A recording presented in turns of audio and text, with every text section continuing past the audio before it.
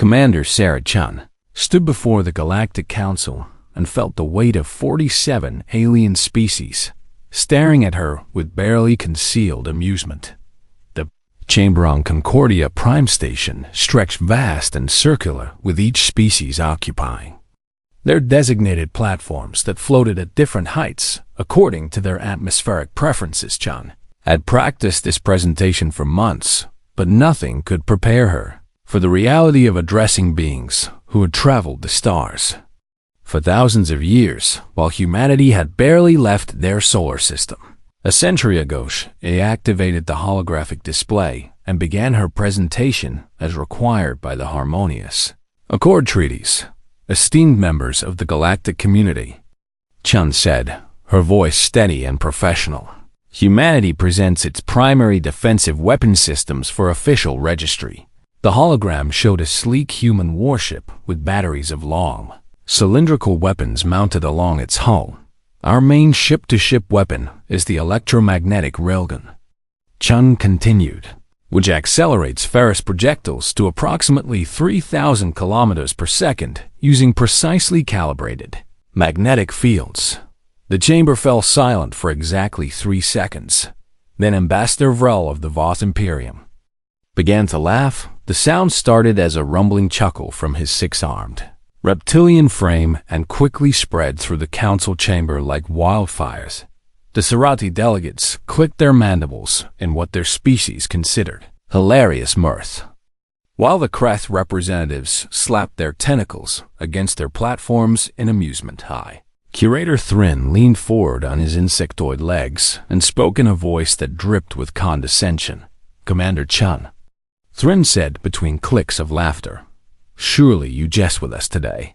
I assure you, this is our actual military technology, Chun replied, keeping her expression neutral. Despite the rising heat in their cheeks, Vrel wiped moisture from his triple eyelids and gestured with 4 of his arms simultaneously. My dear primitive friends, Vrel said with exaggerated patience, we abandoned kinetic weapons when your species was still discovering fire. He activated his own holographic display showing a Voth warship bristling with elegant weapon arrays that glowed with barely contained energy. Behold the plasma lance, Vrel announced proudly, which channels stellar temperatures through gravitational focusing to pierce any armor it ranges. Your railguns cannot even dream of reaching.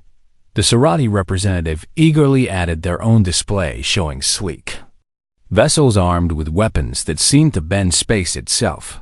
We employ antimatter torpedoes and graviton beam projectors.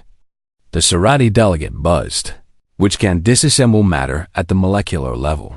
Species after species displayed their weapon systems, and each revelation made humanity's railguns look more pathetically outdated by comparison. The Telleran Confederation showed off their quantum disruption cannons. The Kreth Dominion demonstrated their neutrino pulse weapons that could supposedly pass through solid matter. Even the peaceful Mindari displayed defensive systems that could generate artificial black holes. Chun waited patiently through each presentation, and when the chamber finally quieted, she spoke. Again, with respect to the council, Chun said carefully, I would caution against underestimating kinetic weapons. This triggered a fresh wave of laughter. Thrin's compound eyes sparkled with what might have been pity.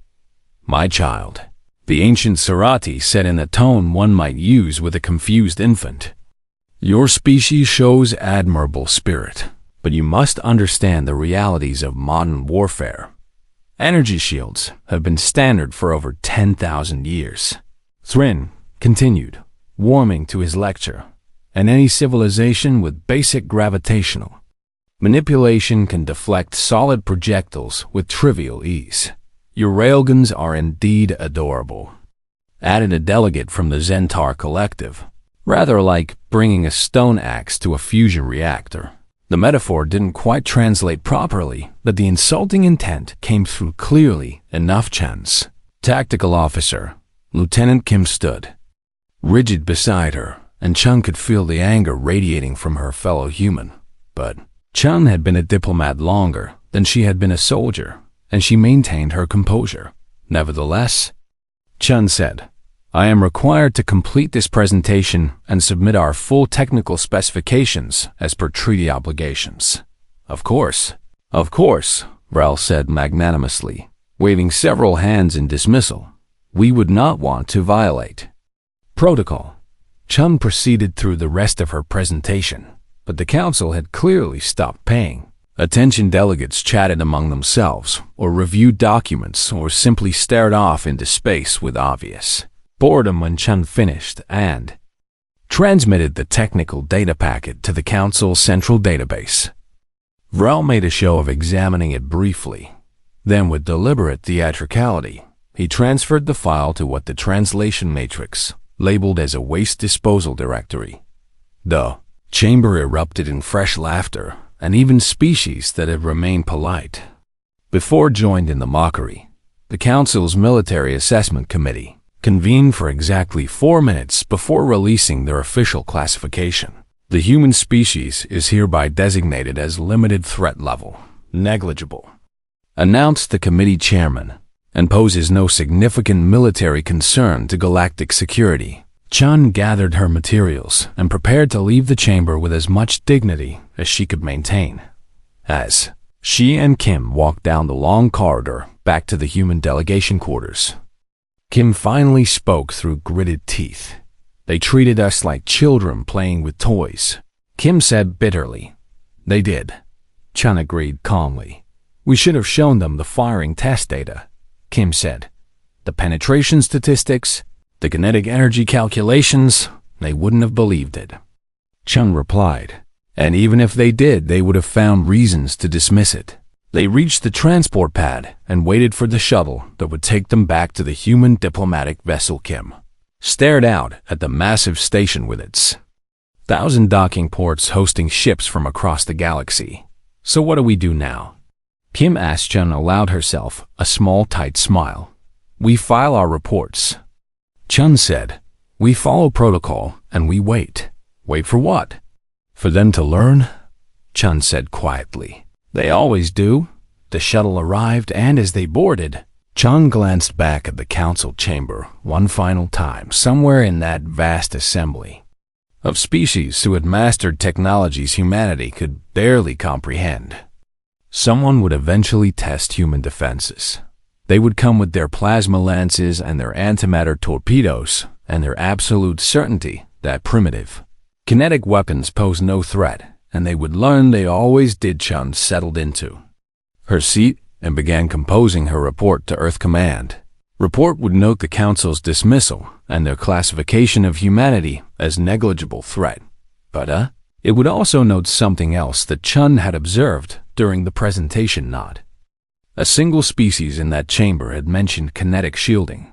Not one had discussed armor designed to stop solid projectiles. Their entire defensive philosophy had evolved around energy weapons, because that's all they had fought for thousands of years. Chen finished her report and encrypted it with humanity's highest security protocols. Then she sat back and wondered which species would be the first to test their theories against human railguns. It wouldn't take long. It never did.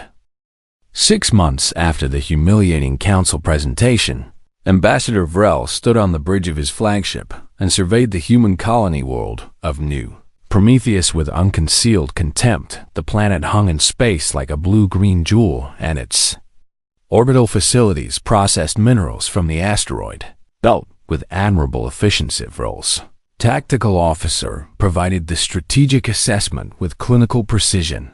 Single human frigate in orbit. The officer reported, designated UESS Defiance. One ship, Vrel mused, flexing his 6 arms in anticipation. They defend an entire colony with one primitive vessel.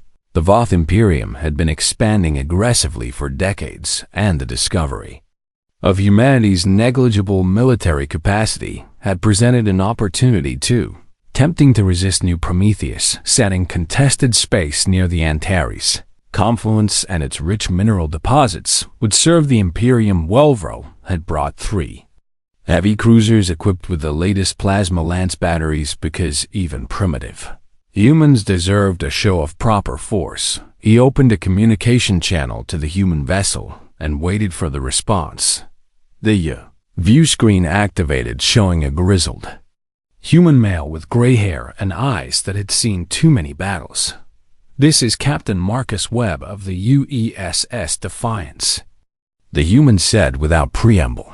"You are in violation of human territorial space." Vrel allowed himself an indulgent smile. "Captain Webb," Vrel said smoothly, "I am Ambassador Vrel of the Voth Imperium, and I bring you an opportunity to avoid unnecessary bloodshed." "I'm listening," Webb replied, his expression unreadable. "New Prometheus and its orbital facilities now fall under Imperium protection," Vrel announced. "Surrender the colony and your ship will be permitted to depart unharmed." Webb's face showed something that might have been amusement. "That's very generous of you," Webb said, "but I'm afraid I'll have to decline." Vrel's smile faded. "Captain, your council has designated your species as negligible threat," Vrel said with exaggerated patience. "You possess kinetic weapons that cannot penetrate modern shields, and you face 3 warships with firepower that could glass this planet. I'm aware of the odds," Webb said calmly. "Then you understand that resistance is pointless." Vrel pressed. "I am offering you honor and retreat." Webb leaned forward slightly and his eyes hardened.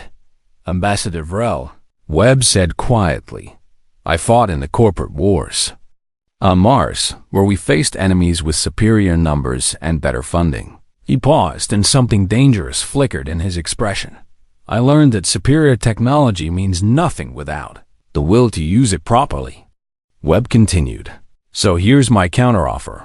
You have 30 seconds to clear human space before I consider you hostile combatants." The audacity of the statement left Vrel momentarily speechless. Then anger surged through him, hot and righteous. "Tactical," Vrel barked. "Fire a warning shot across their bow." "Ambassador, regulations require." The tactical officer began. "I said fire." Vrel roared the port plasma lance, activated with a characteristic whine that built to a crescendo before releasing a bolt of contained stellar fire. The beam crossed the distance between ships in microseconds and struck the Defiance's forward armor, platting. Vrel expected to see catastrophic damage, or at minimum a complete shield collapse. Instead, the human ship's armor glowed white-hot for several seconds before dissipating the heat into radiator panels along its hull. The Defiance had taken a direct hit from a weapon that should have crippled it and had sustained only moderate surface damage. "Interesting." Webb's voice came over the still-open channel. "Our turn." The Defiance's railgun batteries aligned with mechanical precision. Vrel wasn't particularly concerned because his shields had been calibrated by the finest Voth engineers to stop anything short of antimatter weapons the human ship fired. No visible beam or missile launched, but Vrel's sensors screened warnings about incoming projectiles traveling at 0.3% of light speed, shields at maximum. Vrel ordered confidently, "Let them see how futile." The first tungsten carbide slug hit the lead cruiser's shields and passed through them like they weren't there. Shield generators had been designed to deflect energy and bend exotic particles, but they had no protocol for solid matter traveling at relativistic speeds. The slug punched through the shield envelope and struck the cruiser's primary armor. The impact released kinetic energy equivalent to a small nuclear weapon. The cruiser's entire forward section crumpled inward, and secondary explosions rippled through its superstructure. A systems catastrophically failed Vrel as his lead ship vented atmosphere and debris. Evasive maneuvers. He screamed, but the second volley was already incoming. The Defiance's weapons tracking had calculated trajectories within human precision. More slugs tore through space, and the second cruiser took 3 direct hits in rapid succession. One slug sheared through its engine section, completely severing it from the main hull. Another penetrated deep into the reactor compartment, and the ship's power core went into emergency shutdown to prevent total meltdown. The Third slug was almost unnecessary, but it struck the bridge section and eliminated the command crew. Instant Liveral's flagship shuddered as evasive thrusters fired desperately. "Return fire," Vrel ordered. "All weapons." Plasma lances discharged in a brilliant display of coordinated firepower. Some missed entirely as the Defiance maneuvered with surprising agility for a ship its size. Others struck home, but the human vessel's armor held against everything Vrel threw at it. The armor glowed and buckled in places, but it had been designed specifically to ablate energy weapons. Meanwhile, the Defiance continued its methodical destruction of the Voth battle group ambassador. His tactical officer's voice cracked with fear. "Our shields are useless against kinetic weapons. They're physical projectiles, not energy." The officer continued desperately. "Our defensive systems can't stop them." Vrel understood the implications. With crystalline clarity, the galactic community had spent thousands of years perfecting energy weapons, and energy defenses. Kinetic weapons had been abandoned so long ago that nobody had bothered maintaining countermeasures the humans would dare.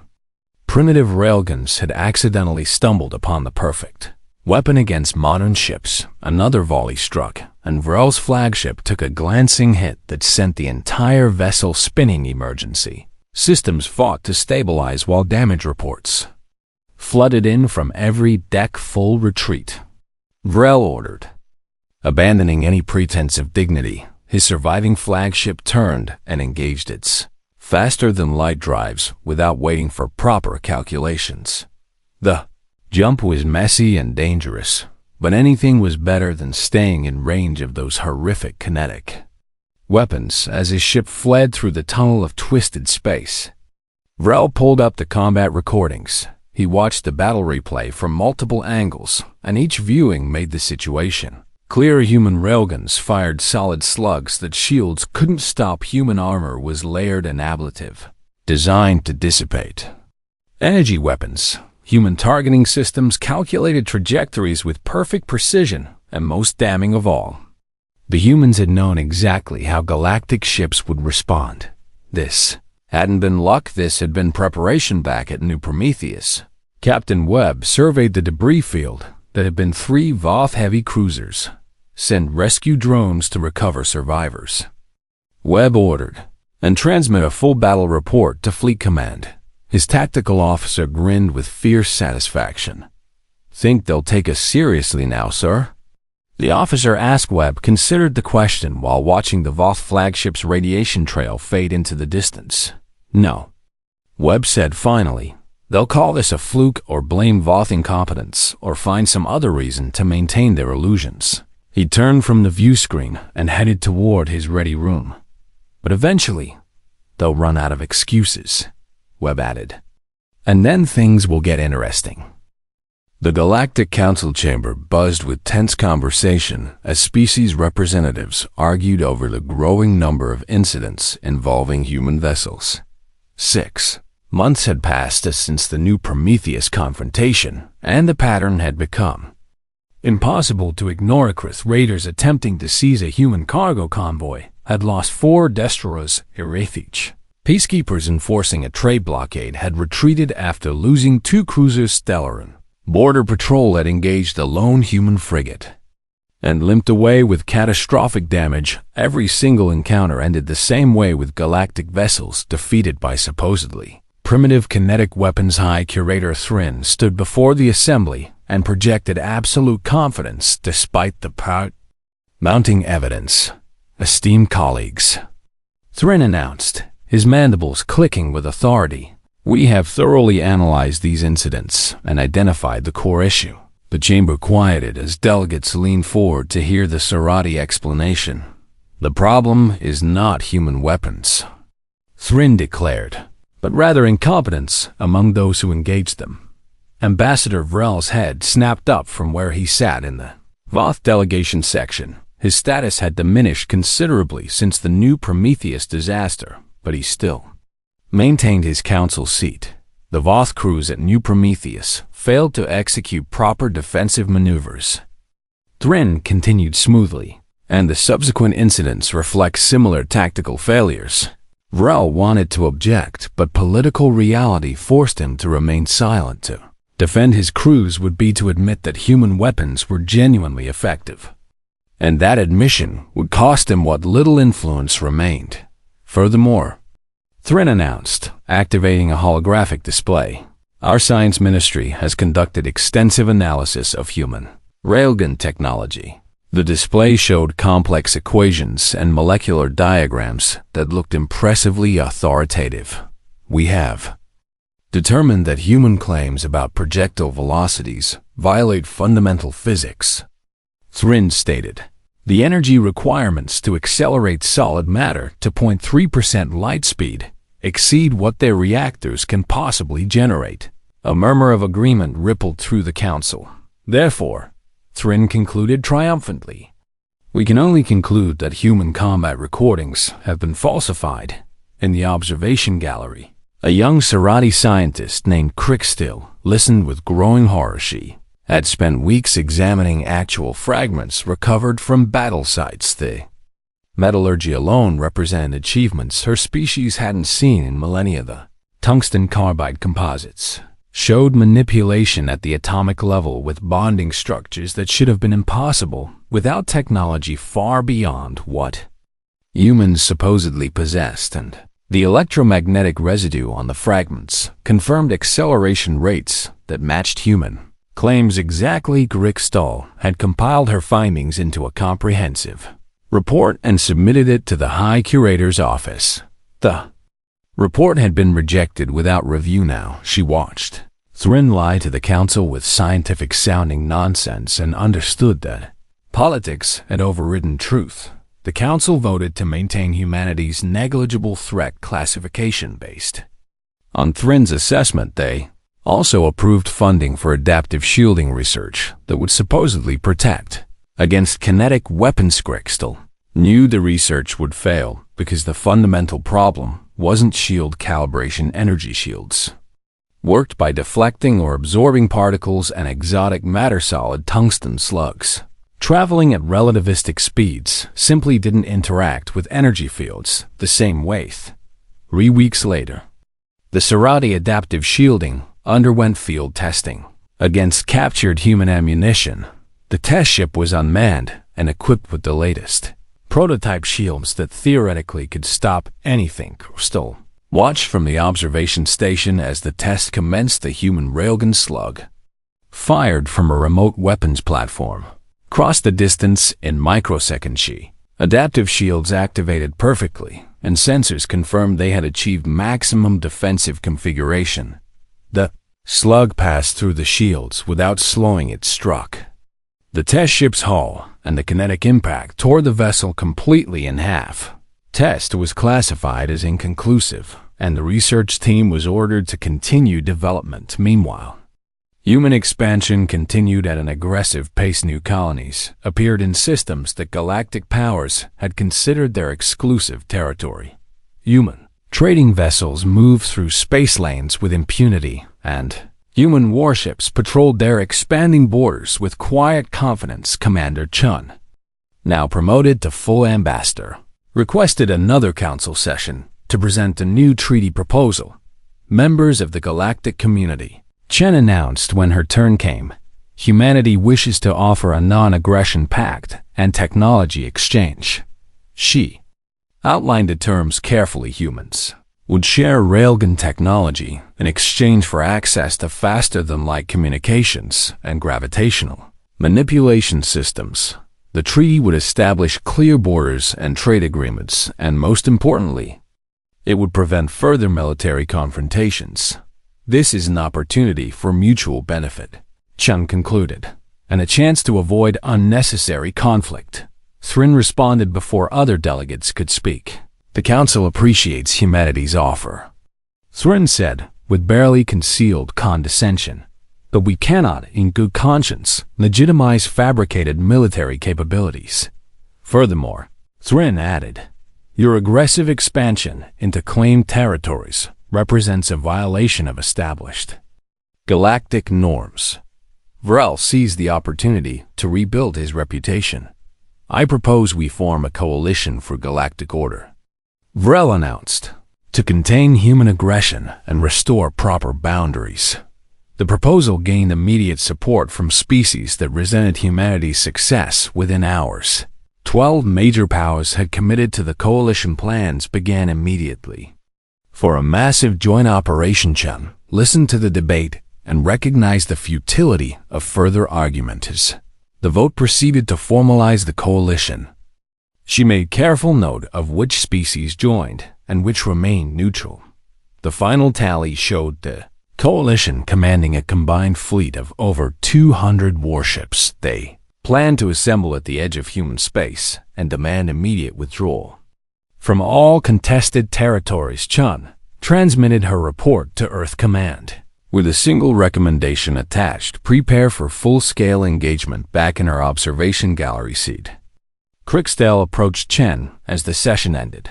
"Ambassador," Crixtel said quietly in flawless human standard, "I want you to know that some of us understand the truth." Chen studied the young scientist with curiosity. "I examined the fragments from New Prometheus." Crixtel continued, "Your metallurgy alone is extraordinary. Then why doesn't your government listen?" Chun asked. Crixtal's mandibles clicked with what humans had learned to recognize as bitter amusement. "Because admitting you are dangerous would require admitting they were wrong," Crixtal explained.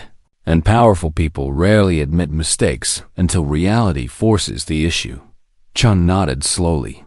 "Reality has a way of being very forceful," Chun observed. "It does," Crixtal agreed. "And I fear my people are about to learn that lesson." She paused and then added quietly, "For what it's worth." "I'm sorry." Chun placed a hand on the scientist's shoulder in a gesture of respect. "It's not your fault," Chun said.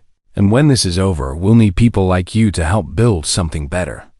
The coalition fleet began assembling 3 days later. 200 warships representing the galaxy's most powerful civilizations. They gathered at the edge of human space with absolute confidence in their superior numbers and technology, and they prepared to teach humanity a lesson about challenging established galactic order. What they didn't know was that Earth had been preparing for this moment since the day Chun had filed her first report. The Iron Curtain Defense Network had been activated. Every human colony and every orbital facility now bristled with railgun batteries, and the entire human fleet had been mobilized for the first time since humanity had left Earth. The coalition was about to discover that sometimes the old ways were old for good reasons, and sometimes primitive weapons were only primitive until someone perfected them. The coalition armada emerged from faster-than-light travel at the edge of the soul system in a display of coordinated power that should have terrified any opponent. 200 warships arranged in perfect battle formations. Voth heavy cruisers with their plasma lances glowing. Reedy Sarathi dreadnoughts bristling with antimatter torpedo tubes. Krath destroyers equipped with neutrino pulse weapons. Stellar and carriers launching waves of strike craft and representatives from 8 other species, all united in their determination to put humanity in its proper place. Ambassador Vrel stood on his flagship bridge and savored the moment. This time he commanded not 3 ships but an entire battle group supported by the combined might of galactic civilization. This time there would be no retreat and no excuses. "All vessels report ready," his tactical officer announced. "Excellent," Vrel replied. "Open a channel to the humans." The view screen activated, but instead of showing a desperate human commander begging for mercy, it displayed a calm, dark-skinned man wearing the crisp uniform of Earth's military. "I am Admiral Quaim Okafor of the United Earth Space Forces," the man stated without preamble. "You have entered Sol System without authorization." Vrel spread his 6 arms in a gesture meant to convey magnanimous authority. "Admiral Okafor," Vrel said with exaggerated patience, "the Galactic Coalition has come to restore order and establish proper boundaries. Your species has expanded beyond acceptable limits, Rel continued, and violated established territorial claims. We demand immediate withdrawal from all contested systems, Rel declared, and surrender of your military vessels to Coalition authority. Okafor's expression didn't change. I see, the Admiral said calmly. He glanced at something off-screen, and then returned his attention to Rel. Ambassador Rel, Okafor stated, I am authorized to give you one warning. Turn back now. The simplicity of the statement caught Rel off guard, then anger surged through him. You face 200 warships representing 12 civilizations, Rel said, his voice rising. You cannot possibly believe you can resist. Okafor leaned forward slightly. I don't believe anything, Okafor replied. I know exactly what my forces can do because I'm like you. I bothered to study my enemy. Your shields can't stop kinetic weapons, Okafor continued. Your armor wasn't designed for solid projectiles. And your tactical doctrine assumes threats that don't exist against opponents. Like us. He paused, and his eyes hardened. You have 30 seconds to initiate. Withdrawal, Okafor said. After that, you become hostile combatants. Vrel killed the communication channel. All ships. Vrel broadcast across the Coalition fleet. Prepare to attack. Show these primitives the price of defying galactic authority. The Coalition fleet surged forward, and as they did, their sensors finally penetrated deep enough into Sol system to see what awaited them. Sensor data made no sense at first. Thousands of orbital platforms surrounded Earth. More platforms orbited Mars and Venus, and the various moons. Asteroid bases bristled with weapons arrays, and the human fleet, far larger than intelligence had suggested, moved into defensive positions with practiced precision. They've turned their entire star system into a fortress. Vral's tactical officer, Whisper Vral, stared at the tactical display showing the layers of defenses. Then he shook himself and forced confidence into his voice. Numbers mean nothing, Vrel declared. Their weapons are still primitive kinetic projectiles. All vessels, Vrel ordered. Engage at will. The Battle of Sol began. Coalition ships opened fire with every weapon in their arsenals. Plasma lances cut through space in brilliant streams of stellar fire. Antimatter torpedoes accelerated toward human positions. Graviton beams bent space itself, and for approximately 30 seconds the display was magnificent. Then, the human defense grid responded. Orbital railgun platforms that have been silently tracking Coalition ships since they emerged from FTL opened fire simultaneously. Thousands of tungsten carbide slugs accelerated to relativistic speeds. The Iron Curtain earned its name. Coalition shields, calibrated for every threat except the one they faced, parted like water armor designed to ablate energy weapons.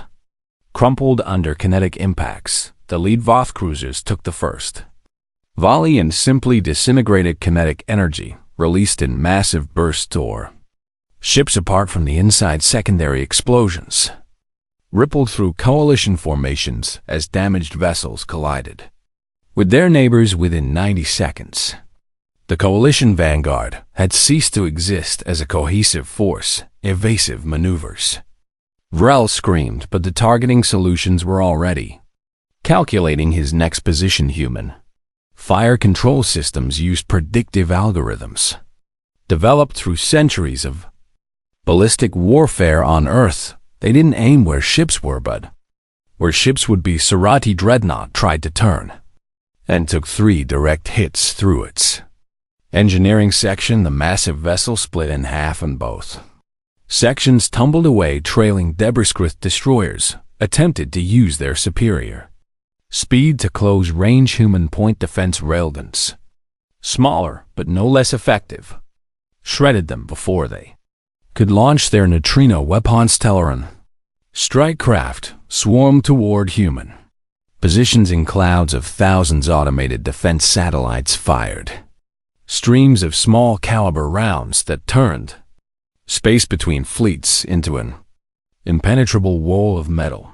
The strike craft that survived the gauntlet arrived at human ships to find their weapons ineffective against layered ablative armor. Meanwhile, human marines launched boarding pods. When the pods attached to coalition vessels, the marines entered with handheld railgun rifles. These personal weapons punched through bulkheads designed to withstand energy weapons. Coalition crew members, equipped with plasma pistols and laser carbines, found their weapons unable to penetrate human combat armor. The boarding actions became massacres. Admiral Okafor watched the battle unfold from Earth Command and felt no satisfaction. War was never glorious up close, but it was necessary, sir, his tactical officer reported. Coalition fleet has lost 60% combat effectiveness. Remaining vessels are attempting to withdraw. Okafor studied the tactical display rules. Flagship was among the ships trying to retreat. A lunar mass driver, one of humanity's largest weapons, had already calculated the trajectory. Let them go, Okafor ordered. But disable Vrel's ship. I want him alive.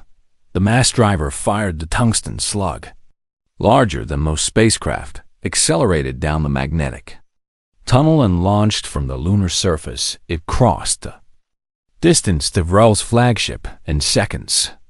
Impact was precisely calculated to destroy the ship's engines without killing the crew. Vrel's vessel went dead in space, and emergency systems struggled to maintain life support across the battlefield.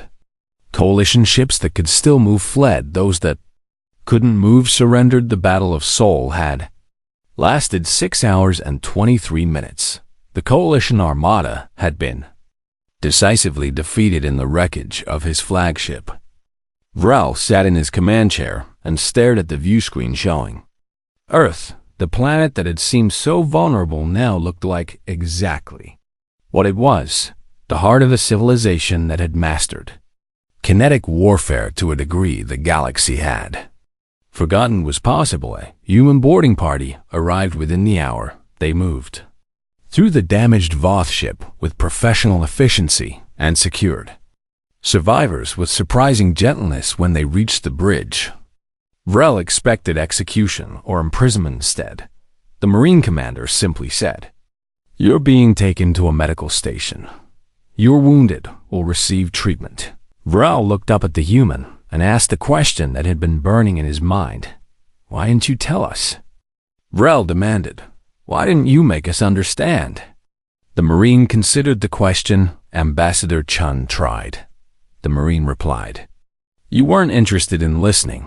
In orbit around Earth, Admiral Okafor broadcast on all Coalition frequencies. "This is Admiral Okafor to all Coalition vessels," he announced. "The battle is over. Surrender, and you will be treated with full protections under the laws of war. Resist, and you will be destroyed. Choose wisely."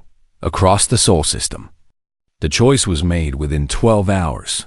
Every remaining Coalition vessel had surrendered, and across the galaxy, footage of the battle began to spread. Species that had dismissed humanity as negligible watched in horror as the most powerful military alliance in known space was systematically dismantled. The age of human dominance had begun not through conquest or cruelty, but through the simple application of physics that everyone else had forgotten. 3 months after the Battle of Seoul, the Galactic Council chamber looked remarkably similar to how it had always looked. The same floating platforms accommodated the same species. The same holographic displays showed the same administrative information, but everything had fundamentally changed. Ambassador Sarah Chun walked to the human delegation platform and noted with satisfaction that it now occupied a position of prominence among the Security Council. Members, no longer relegated to the periphery, were negligible threats. She had earned this position through competence and restraint. Earth could have pressed their advantage and conquered half the galaxy instead. They had offered generous surrender terms and medical aid to former enemies. The gesture had been noticed. High Curator Thrin called the session to order with considerably less arrogance than he had displayed in previous meetings. The Council recognizes Ambassador Chun of Earth. Thrin announced. Jen activated her presentation and began. Esteemed colleagues, Chun said, keeping her tone diplomatic. Humanity proposes the Soul Accords.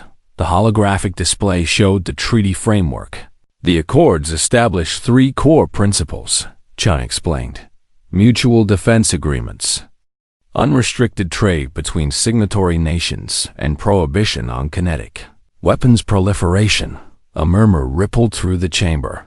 Humanity will not share railgun technology, Chun stated flatly. But we will provide defensive support to any species that faces external aggression. Ambassador Vrel, stripped of his military rank but still representing the Voth Imperium in severely diminished capacity, spoke up. Why would you help those who attacked you? Vrel asked. Chun turned to face him directly. Because peace is more valuable than revenge, Chun replied. And because strong alliances serve everyone's interests. She paused and then added more quietly. Also because we understand what it's like to be underestimated and dismissed. We won't make that mistake with others. The Telleran representative raised a tentacle in the gesture that requested permission to speak. Ambassador Chun, the Telleran said. Many of our scientists wish to study railgun technology, even without full specifications. Understanding the principles would advance our defensive capabilities. Chun had anticipated this request. Humanity is willing to share theoretical frameworks and basic physics, Chun offered. But practical applications will remain restricted. We've seen what happens when weapons proliferate too quickly. The compromise satisfied most delegates over the next 2 hours. Species after species signed the Soul Accords. The Kreth Dominion signed immediately and requested a formal defense. Pact, the Telleran Confederation joined and proposed extensive trade agreements. Even the Surati, humiliated by their scientific miscalculations, signed after internal debate. By the end of the session, 41 of the 47 galactic species had committed to the new framework. The 6 holdouts included fringe powers that still believed they could reverse engineer human technology. Chun wished them luck with that endeavor. Earth's metallurgy and electromagnetic engineering represented centuries of focused development, even with human theoretical frameworks. Practical implementation would take decades after the formal session ended. Chun found herself approached by a familiar Surati scientist. Ambassador Crickstyle greeted her with the mandible click that humans had learned meant respectful acknowledgement. Crickstyle, Chun replied warmly. I heard you joined the Human Research Exchange Program. I did, Crickstyle confirmed. I begin work at the Mars Institute next month, studying what your scientists are calling kinetic-resistant shielding. Chun smiled. Any progress? Crickstyle's mandibles clicked in what might have been amusement. Some, she admitted, though nothing that would stop a full railgun barrage. The fundamental problem remains that energy shields and solid matter don't interact effectively. True defensive capability would require hybrid systems. They walked together through the council corridors while discussing technical matters. Eventually, Crickstyle asked the question that had been weighing on her. Ambassador, why did you show restraint? Crickstyle inquired. After the Battle of Seoul, humanity could have demanded much more.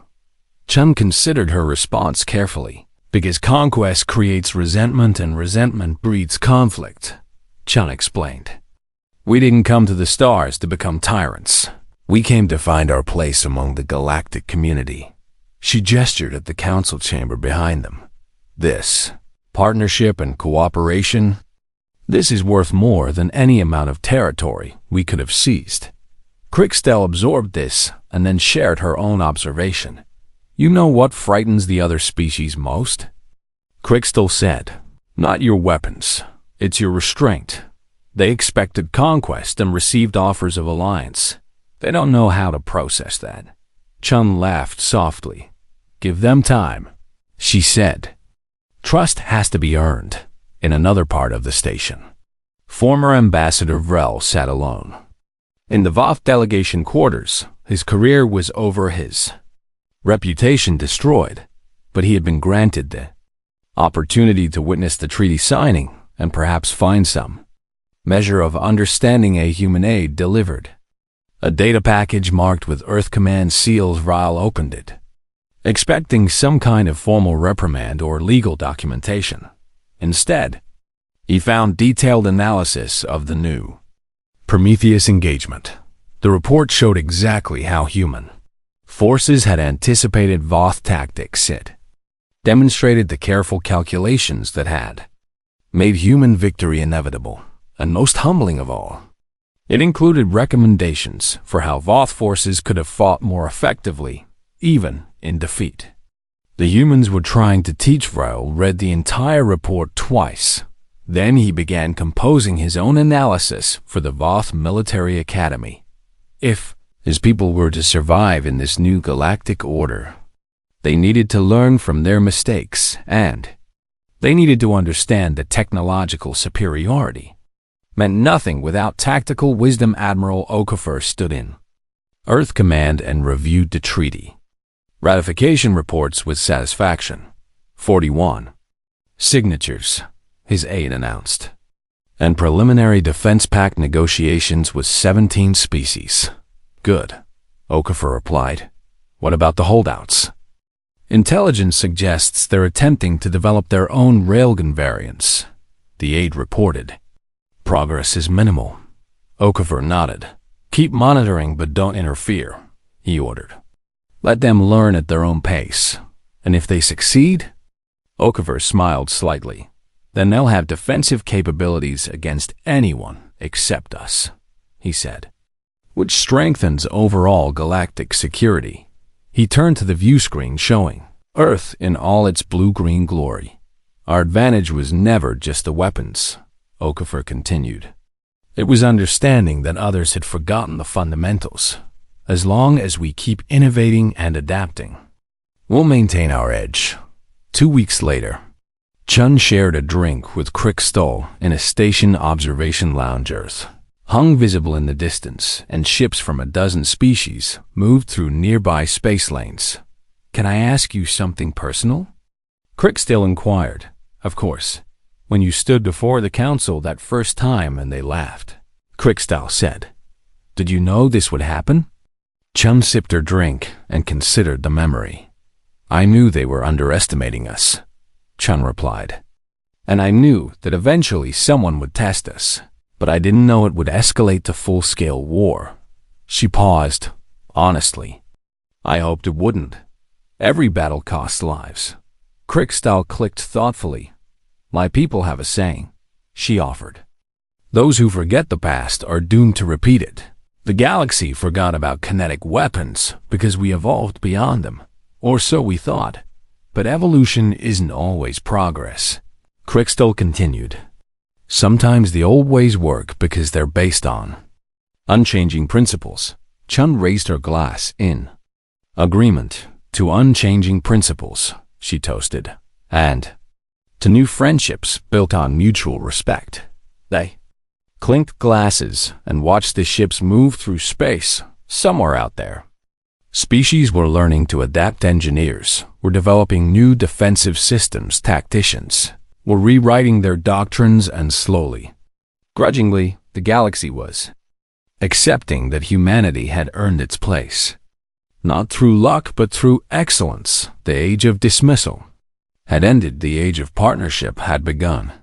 At the heart of it all was a simple truth that humanity had never forgotten. Sometimes the most effective solution isn't the most advanced. Sometimes it's the one that actually works. Chun finished her drink and stood.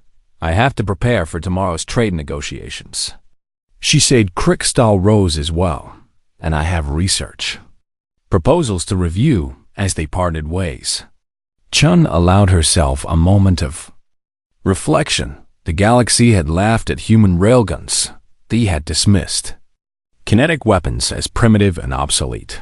They had ignored every warning, and they had paid the price for their arrogance. But now, in the aftermath, something better was emerging, a galactic community that valued competence over assumptions, that respected capability, regardless of its technological sophistication, that understood the difference between advancement and effectiveness. Jim smiled and headed back to work. There was still much to do: treaties to negotiate, alliances to strengthen, peace to maintain. But for the first time since humanity had joined the galactic community, they were doing it as equals, and that made all the difference.